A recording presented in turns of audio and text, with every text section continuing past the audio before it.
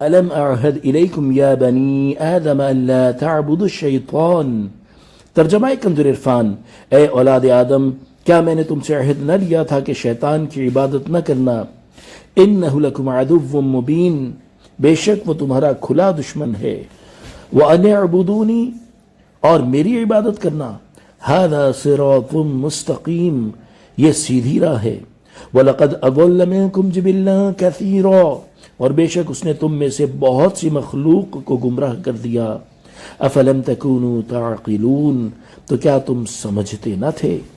تفسیر صراط الجنان۔ ان آیات کا خلاصہ یہ ہے کہ قیامت کے دن اللہ تعالیٰ مجرموں سے فرمائے گا کہ اے حضرت آدم علیہ السلام کی اولاد، کیا میں نے اپنے انبیاء اکرام علیہ السلام کی معرفت تمہیں یہ حکم نہ دیا تھا کہ شیطان تمہیں جو وسوسے دلاتا ہے اور تمہارے لیے اللہ تعالیٰ کی نافرمانی کو مزین کرتا ہے، اس میں تم اس کی فرمانبرداری نہ کرنا، بے شک وہ تمہارا کھلا دشمن ہے اور اس کی عداوت بالکل ظاہر ہے۔ اور کیا میں نے یہ حکم نہ دیا تھا کہ صرف میری عبادت کرنا اور کسی کو عبادت میں میرا شریک نہ کرنا؟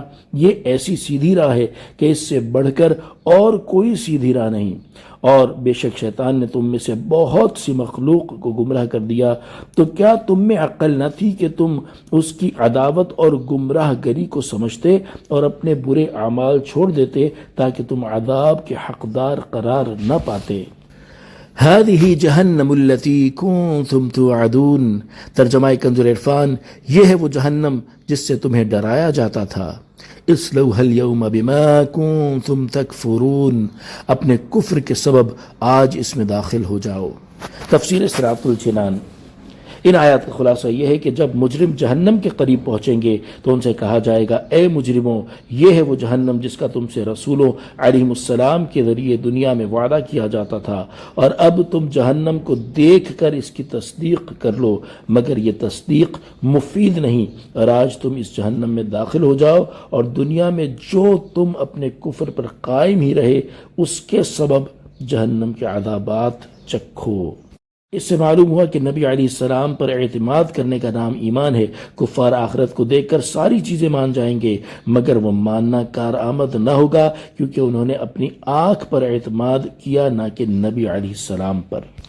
اليوم نختم على افواههم وتكلمنا ايديهم وتشهد ارجلهم بما كانوا يكسبون۔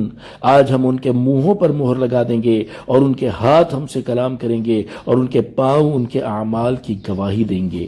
تفسیر صراط الجنان۔ اس آیت کا معنی یہ ہے کہ ابتدا میں کفار اپنے کفر اور رسول علیہ السلام کو جھٹلانے کا انکار کریں گے اور کہیں گے، ہمیں اپنے رب عز و جل کی قسم کہ ہم ہرگز مشرک نہ تھے۔ تو اللہ تعالیٰ ان کے منہوں پر مہر لگا دے گا تاکہ وہ بول نہ سکیں، پھر ان کے دیگر اعضاء بول اٹھیں گے اور جو کچھ ان سے صادر ہوا ہے سب بیان کر دیں گے، تاکہ انہیں معلوم ہو جائے کہ وہ اعضاء جو گناہوں پر ان کے مددگار تھے وہ ان کے خلاف ہی گواہ بن گئے۔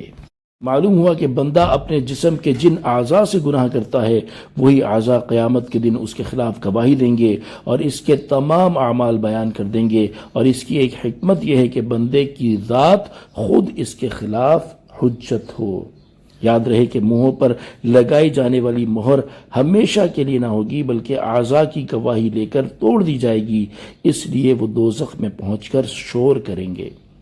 صلو علی الحبیب صلی اللہ تعالی علی محمد صلی اللہ علیہ وسلم۔